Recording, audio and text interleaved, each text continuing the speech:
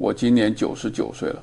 如果我用一个词来概括我这一生所见过的最长寿的企业、最富有的人，以及反过来那些最惨痛的失败、最愚蠢的破产，这个词绝对不是你们常说的勤奋或者懒惰，也不是贪婪或者节制，那个词是复杂。在近1个世纪的时间里，我都在和这个世界上最聪明的一群人打交道。相信我，我见过的聪明人比你们吃过的饭还多。他们拥有常春藤名校的病情，智商高得惊人。他们能够构建出最复杂的数学模型，设计出类似迷宫般精巧的金融体系。但你们知道结局吗？他们中的许多人最终都输了，而且输得底裤都不剩。他们不是给了运气，而是给了一个只有聪明人才会得到的绝症，我称之为复杂崇拜。今天我坐在这里，不是为了教你们怎么变得更聪明，因为你们中的大多数人已经聪明过头了。你们像一群寻找魔法石的炼金术士，以为只要往锅里扔进足够多的高等数学公式、晦暗的金融术语言和复杂的计算机代码能煮出黄金。这简直是傻瓜透顶。我是来教你们如何利用常识这把手术刀去切除那些导致你们平庸和失败的肿瘤。我是来教你们如何避免成为一个聪明的傻瓜。这是一堂关于逆向思考的大课，也是我给年轻人的最后忠告。1. 物理学目光与金融界的大规模杀伤性武器，让我们从那个差点毁掉全球经济的时刻开始说。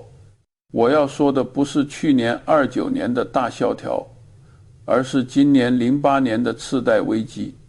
那场灾难性的救助，不就是穷人借了他们还不够的钱，而华尔街雇佣了一群物理学家和数学天才。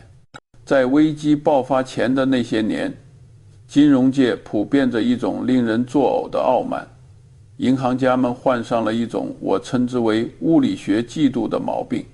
他们看着家用牛顿高精度的计算天体运行，用爱因斯坦的公式预测原子裂变，他们就嫉妒得发狂，心想，既然宇宙万物全用数学公式来解释，那么人类的经济市场的贪婪与恐惧肯定也能用数学来驯服。于是他们发明了一个叫做预算债务的怪物。现在我也打赌你们没几个人能真正解释清楚它到底是什么。它的说明书有几十页厚，里面充满了希腊字母、随机微积分和各种只有上帝才看得懂的公式。他们干了表格，他们把1万笔根本收不回来的烂账，那些借给没有工作、没有资产、没有收入的人的房贷资源放在一起。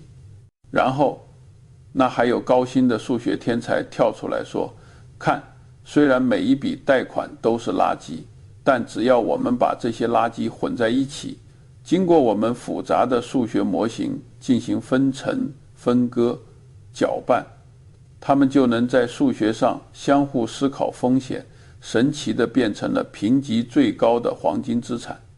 这就像一个疯厨子对你说的，把一堆发霉的葡萄干和一堆狗屎混在一起，只要搅拌的速度够快，用的机器够复杂，公式够高级，这盆东西就能变成一块美味的蛋糕。这是一个复杂的谎言，一个只有受过高等教育的傻瓜才会相信的童话。但是这种复杂性极强的欺骗性和置换性，因为那个模型太完美了，太科学了，充满了学术的权威感。银行信了，评级机构信了，监管机构信了，甚至连那些买办的主管自己都信了。因为人类有一种避免糖浆的倾向，称为怀疑倾向和权威倾向。当同样的事情复杂到你看不懂的时候，但又有一群专家背书时，你会本能地认为肯定是对的，从而放弃自己的思考。在那个人都沉迷于复杂幻觉的时刻，沃伦·巴菲特和我做了什么？我们就像两个没见过世面的乡巴佬一样，只问了一个连小学生问出来的最简单的常识性问题：借钱的这个人，如果他失业了，如果房价不涨了，他还能凑够钱吗？常识给出的答案是不能。如果一个人没有收入，不管你消耗的债务预算有多少次，不管你用多高级的数学公式去计算概率，他不上钱就是不上钱，坏账就是坏账，狗屎就是狗屎。所以我们根本没有碰那些东西，我们持有现金，或者只持有那些业务简单、瞬间就能看透的公司。结果呢，那套由数千个数学天才打造的粗线坚不可摧的复杂系统，在常识的轻轻一击下，一夜之间化为灰烬，全球差点经济因此毁灭。而我们两个只懂常识的老头，不仅活着，还在废墟中捡到了最便宜的筹码。这就是我想告诉你们的第一个真相：复杂是欺诈的温床，也是脆弱的根源。如果你在投资某种东西时需要用计算机来计算它的风险，或者需要交一本科书来理解它是怎么赚钱的，那么听我的，别碰它。目前它现在看起来可以让你赚大钱，它最终可能是一个定时炸弹。二，会计界的伪科学与被采集的数据，如果说金融衍生品是致命的，那么在日常的商业世界里还充斥着一种慢性的甜蜜的毒药。这种毒药就是那些被聪明人发明出来的听起来很专业的创新财务指标。我这一生中最讨厌的一个词，听到它我就想报警。这个词叫息税折旧摊销前利润。你们可能在无数的财经新闻、投行报告或者公司路演的幻灯片里见过这个词。那些穿着昂贵西服的分析师会指着这个指标对你说：查理，你看，虽然这家公司现在是负数的，但它的息税折旧摊销前利润是正的，而且增长很快，这说明公司经营状况非常好。每当我听到这种鬼话，我就想把它们扔出窗外，或者紧紧捂住我的钱包。让我们运用一点第一性原理和传播的物理学常识。这个指标的意思是，我们在计算一家公司赚了多少钱的时候，为什么忽略掉利息、税收以及最重要的折旧和摊销？这相当于一个人得到这样的自己是百万富翁，前提是他把每个月必须支付的房贷、必须缴纳的税款，以及家里车子、房子的消耗成本全部忽略不计。他对你说，如果不算我欠银行的钱，不算我该交的税，也不算我那辆快报废的车需要换新发动机的钱，我其实非常有钱。最让我无法忍受的是清晰的除折旧。这不仅仅是会计问题，这是在破坏物理学中的热力学第二梯度，熵增系数。如果你经营一家工厂，机器在白天运行，它必然会磨损。如果你经营一家税务，飞机在天上飞，发动机必然会老化。如果你经营一家通信公司，埋在地下的必然会腐蚀。几年之后，为了维持业务继续运行，你必须花真金白银买新机器，修新厂房，去换新电缆。它是实实在在必须突破的现金，它是真实的成本，就像万有逼迫一样真实。不管是上帝还是美联储主席都无法取消它。然而，那些聪明的银行家和贪婪的商人，通过发明息税折旧摊销前利润这个复杂的概念，大笔一挥，就在纸面上把万有引力给取消了。他们试图让你相信，那些必须支出的重置成本是不存在的，是无关紧要的。他们为什么要弄得这么复杂？为什么不直接看？唯一的目的就是为了掩盖真相。他们想把一家烂公司包装成一朵花，好把股票高价卖给你这个傻瓜。他们利用了大众对专业术语的崇拜他们。你一听到那么长的一串专业术语，第一反应往往是哇真专业，而不是等等。这不符合常识。沃伦和我从来不看这些花哨的指标，我们的算法简单到令人发指。这就是我们要教给你们的业主盈余思维模型，连3年级的学生都能算出来。这家公司今年实际上收到了多少现金？为了维持现有业务规模，不进行倒闭而必须花掉的现金，不然真实的折旧。剩下的才是真正能装进我们口袋里的钱。如果剩余的钱是正的，那就是正经的。如果是负的，不管你的故事讲得动听，不管你的用户增长模型多复杂，不管你用了多少个新名词来定义你的商业模式，那都是骗局。我记得曾经有一家电信公司，财报极其华丽，满屏都是复杂的生长曲线和调整后的利润。沃伦随便看了一眼，只问了一句：这家公司每年要花多少钱去更新那些烂地里的电缆？因为一旦把极其巨大的真实的但被复杂的会计报表隐藏起来的折旧成本算进去，那家公司其实就是一个巨大的亏损陷阱。后来那些信奉复杂报表的聪明人都赔光了，而我们死守常识，依靠最笨拙的加减法，毫发无损。所以年轻人，当有人尝试用大量你听不懂的复杂词汇来论证公司的价值时，请务必小心。大多数时候你看不懂，不是因为你笨，而是因为对方在撒谎。真理往往简单的像一杯白开水，而谎言才需要加满各种复杂的佐料来掩盖它变质的味道。3. 拥有锤子的书呆子与学院派的妄想，除了坏人用来骗傻子的复杂，还有一种更危险的复杂，那就是聪明人用来骗自己的复杂。这种病在顶尖大学的商学院和经济系里最为严重。我喊出铁锤人综合症，你知道那句谚语吗？手里拿着锤子的人眼里，世界上所有的问题都像钉子。那些经济学教授、数学博士，他们花了几十年的时间在象牙塔里打造了一把极其精致、极其复杂、引发数学辐射的锤子。于是他们就尝试用这个把锤子去敲击现实世界里的一切问题。他们最引之以为傲的杰作就是所谓的有效的假市场说。这个理论得出市场是完全理性的，股票的价格已经完美地反映了所有的信息，所以没有人能够长期击败市场。任何试图寻找被低估股票的行为都是徒劳的。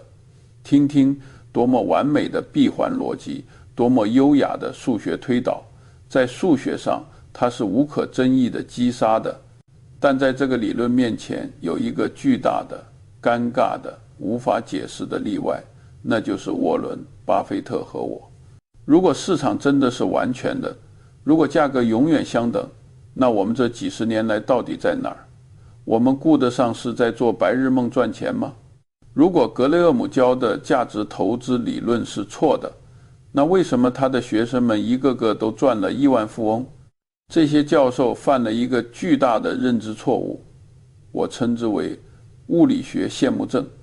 他们太渴望经济学能像物理学家一样，拥有牛顿定律那样精准、永恒、不可动摇的公式。为了追求这种数学上的优雅和简洁，他们无异于看到现实世界的脏乱和复杂。现实世界是什么？现实世界不是由理性的人组成的，而是由疯狂的人组成的。人不是理性的机器，人是受进化心理学驱动的动物。我们有贪婪，有恐惧，有嫉妒，有来自大众的心理，有急迫与下面的推断。当几亿人的情绪聚集在一起时，市场会变得极度低效，极度狂热。今年73年，股市腰斩了一半。故事美国公司的工厂一夜之间消失了一半吗？故事人们喝的可口可乐少了一半吗？当然不是，因为人们的情绪从极度贪婪转向了极度恐惧，这就是常识。但那些拿着锤子的聪明人却察觉到了这一点。当现实世界的路况和他们的地图不符时，笨蛋会说地图画错了，而这些聪明的书呆子会说不是现实错了，现实不符合我的模型。所以这种现象是视觉投影，可以忽略不计。这是何等的傲慢！为了维护他们理论的完美，他们不愿意扭曲现实。如果你想在投资和人生中终极，你必须扔掉那把单一的锤子。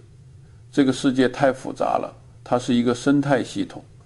一个商业问题往往同时是一个心理学问题，一个工程学问题，一个伦理学问题，甚至是一个生物学问题。如果你只用经济学这把锤子去敲，你永远找不到正确答案。所以我强迫自己学习多学科的知识。我不想当专家，我要掌握每个学科最核心的常识。我想了解竞争优势，我去学生物学的生态位和进化论。我想理解市场的突然崩盘吗？我去学物理学的临界质量和断裂点。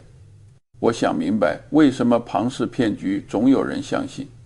我去学心理学的误判心理学和社会认同倾向。我想理解复利的威力吗？我去学数学的指数增长。我把这些来自不同学科的常识收集起来，编织成一个多元思维模型的网络。遇到问题时，我不会尝试用一个复杂的公式去解，而是把问题丢进这个网络里，从不同的角度去运用它。聪明的人喜欢用深奥的单一理论在沙滩上建空中楼阁，而有智慧的人则用跨学科的常识在岩石上打地基。别以为你是拿锤子的木匠，世界就全是钉子。放下锤子，学着用螺丝刀、扳手、钳子和矿工。你的工具箱里工具越多，你看这个世界信号，你就越会被那些复杂的宏大技术所忽悠。4. 在平庸的喧嚣中，像鳄鱼一样等待现在。让我们从思维层面转向行动层面。当你的脑子里装满了跨学科的常识，当你拥有锻炼能看穿复杂谎言的慧眼时，你会发现一个很尴尬、很无聊的现实。在这个喧嚣的市场里，你几乎没什么可做的。这让聪明人抓狂。他们觉得，既然我智商这么高，既然我学了这么多东西，我就得不停地操作，不停地交易，来证明我的感触。他们认为只有间歇买卖才能体现勤奋和专业，于是他们设计了高频交易算法，每天成交上千次。他们抓着10几个屏幕，试图抓住每一个的交易。但在我看来，这不但没用，还很傻。这就相当于把一只猴子跳进满是按钮的驾驶舱，它按得越快，坠机就得越快。常识告诉我们，伟大的机会是极其稀缺的。一家拥有挽救护城河的好公司，又碰上一个极其便宜的价格，这种好上加好的组合，就像上天的全食那样，几年甚至几十年才出现一次。那么沃伦·巴菲特和我这2个老头，平时大部分时间都在做什么？我们在做等。我们像2块石头一样一动不动。我们看报纸，我们打电话，我们发呆。我们像鳄鱼一样在河边潜伏。几个月，没有几年猎物之后，我们也不会为了得到一点点饱腹感去乱咬飘过的木头。对聪明人来说，这种无聊是最大的痛苦。他们觉得我们的生命在浪费，觉得我们老糊涂了，跟不上互联网时代的节奏了。但这是我们的秘密武器。我们学习了一位伟大的击球手泰德·威廉姆斯，他的击球策略简直就是投资界的圣经。他把击球区划分成77个击球大小的小格子，他只打那些飞进他甜蜜区的球。如果球飞到了边缘，空中全场观众都在嘘他，叫他胆小，准备指挥在旁边的高度，他也准备挥棒。他就在那里等，闭着眼睛等，直到那个完美就在手边的球飞过来。这就是反平庸的智慧。华尔街的教科书教你们要现代信念投资，说其实鸡蛋放在不同的篮子里。他们说这是投资组合理论，是风险管理，胡说八道。坚信是无知者的保护伞。如果你不知道自己在 Q， 如果你不懂如何分析公司，那你就相信吧，买指数基金是最好的选择。但如果你真的看懂了一个机会，如果你真的发现了金矿，为什么要只挖一个铲子，然后把剩下的钱去买那些你看不出来好的破铜烂铁？这根本不符合常识。当甜蜜区的球终于飞过来的时候，比如2008年金融危机时暴跌的美国运通，比如38年的可口可乐，比如60年代的喜诗糖果，那些聪明人还在用复杂的风险模型计算分数，还在担心不要分批建仓，还在担心大盘的走势。而这些我们只懂常识的老头会怎么做？我们会扔掉球棒，直接跳上去，部分你的钱甚至借来的钱全部压上去，这就是极端集中投资。我们的投资组合非常集中，我们的前5个大持仓通常占到全部资产的操作。有人说这样太疯狂，风险普遍，我觉得不，反而是最安全的。因为我们对这5家公司了如指掌，他们怎么赚钱，知道他们的护城河有多深，他们知道老板的诚信有多深。我们集中精力追捕这5个篮子，比那些追查100个篮子却连在里面装蛇还是蛋都不知道的基金经理抢夺他人。这比你去找医生好。你是想找个什么病都懂一点皮毛的全科医生，还是找专门治你这种病而且治愈率100%的专家？常识告诉你选专家。那为什么到了投资上，你们就觉得买100只烂股票比买一只好股票更安全呢？死一样平常，然后像闪电一样出击。策略听起来特别简单，但它破坏了人类的本性。它需要你有极强的耐心，要忍受长期的无聊。它需要你有极大的勇气，在关键时刻敢于赌上一切。这需要你真正诚实，承认大多数时候自己无事可做。5. 总是反过来想，避免傻瓜比追求智慧更重要，这机会少了。那在最后的等待期里，我们进行思考。大多数聪明人都在思考如何成功，如何赚大钱，如何成为行业第一，而我总是习惯于反向思考。我的思维习惯有点奇怪，我总是问自己如何失败，如何把生活搞得一团糟。这出自一句乡下谚语：如果你告诉我我会死在哪里，那我就永远不去那个地方。这听起来像一个笑话，但实际上是一个深刻的思维模型。数学家可以称之为逆向思维。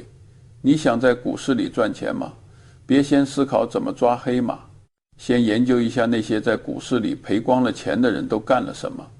我观察了半辈子，发现让人破产的原因无非就是那几个：第一，醉酒；第二，沉迷赌博；第三，渴望；第四，怨恨；第五，盲目从众；第六，借钱炒股杠杆。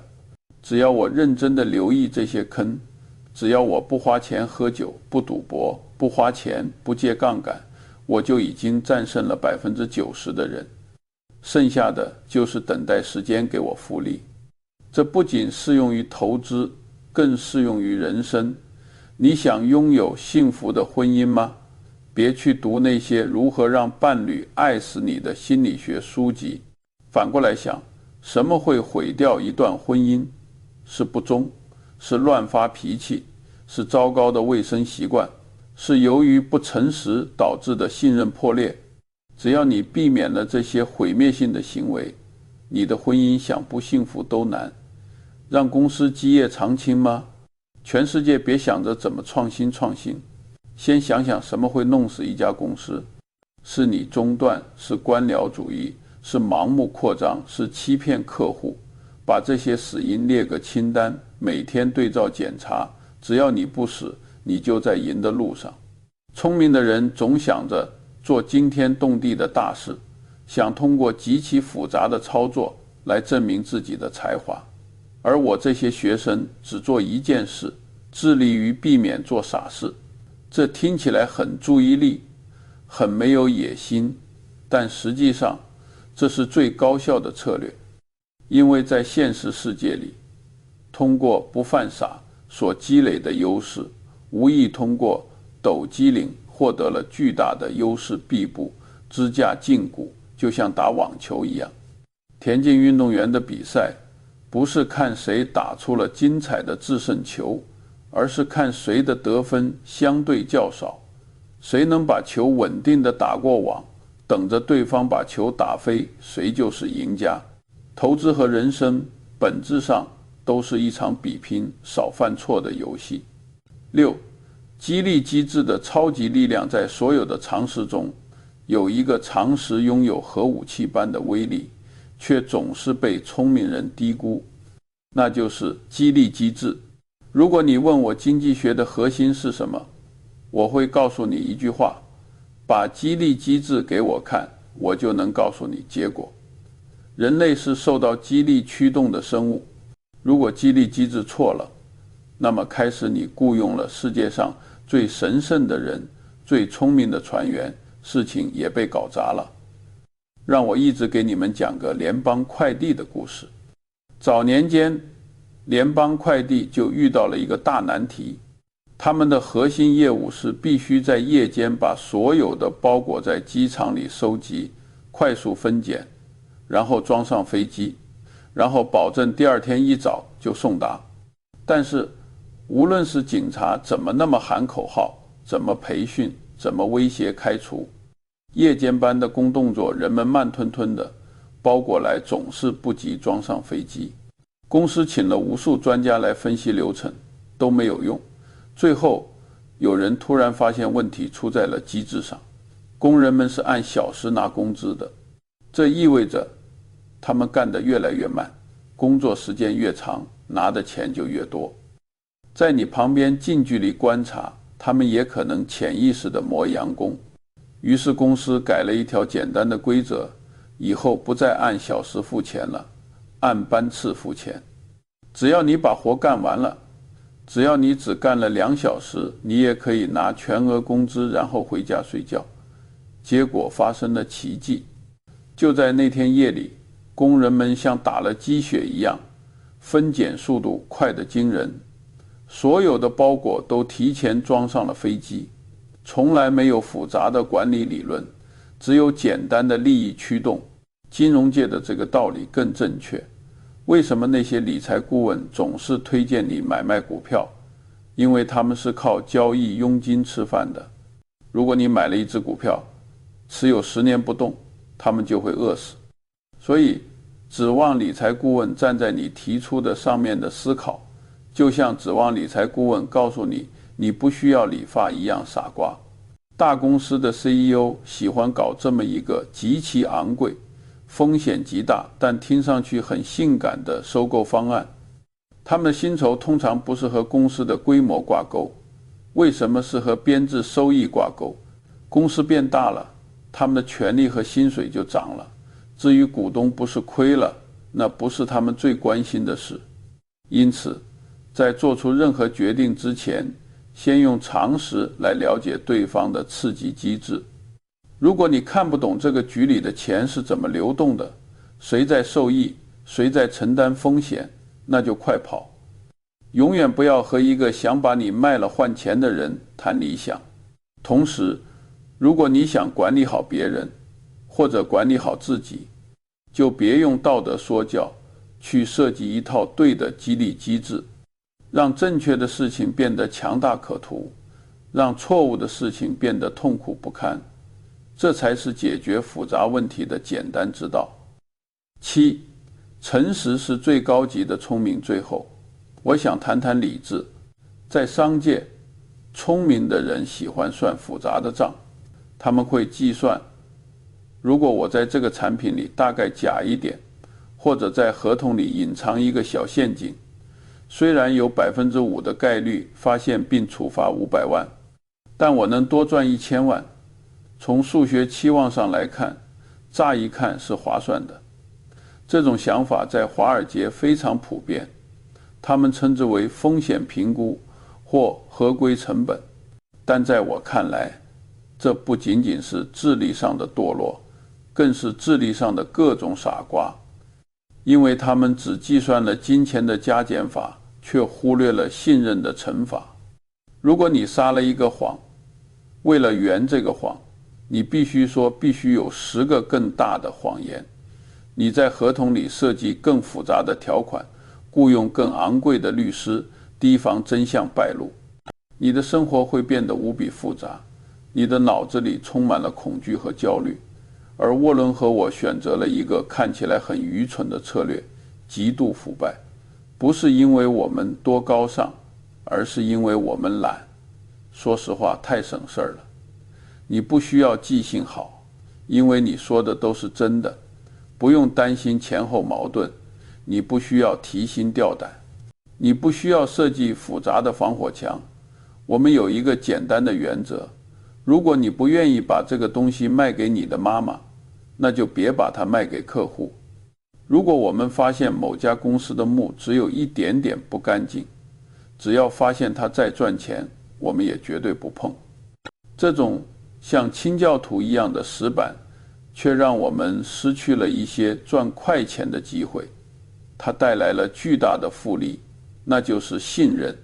当家族那些企业的创始人想卖掉自己奋斗了一辈子的公司时，他们的第一反应就是找伯克希尔，因为他们知道把公司定位给我们，我们不会为了短期报告就评判，不会把公司拆分转卖，不会毁掉他们的品牌。信任让我们不需要参加竞标，不需要开路演这种，不需要跟高盛那些吸血鬼打交道。好的交易会自动找上门来。我们收购一家价值几十亿美元的公司，甚至不需要做复杂的尽职调查，往往就是一个电话一次，握手几页简单的合同，几十亿的支票就开出来了。这就是无难度交易。因为信任，我们的交易成本低到令人难以置信，决策速度快到不可思议。看看那些精于算计的聪明人吧。今年年初的安然公司，那些绝顶聪明的人设计了人类历史上最复杂的金融结构，把债务藏在了几十个壳公司里。他们以为自己天衣无缝，结果呢，公司倒闭，围剿坐牢，家破人亡。他们经历了复杂，成就了对常识和道德的践踏。所以记住我的话，诚实是世界上最奢侈的常识，也是最有效的策略。它可以筛掉那些不靠谱的人，吸引和你一样正直的伙伴，为你打造一条坚不可摧的护城河。在这个充满套路、算计和谎言的时代，做一个简单、诚实，甚至有点笨拙的人，才是真正的降维打击。当你的对手忙着撕毁谎言的网络时，你只需要站在那里讲真话，你就已经赢了。结语简单的力量讲了这么多，其实千言万语汇成一句话：回归常识，拥抱简单。我见过很多人，他们的一生都在追求复杂。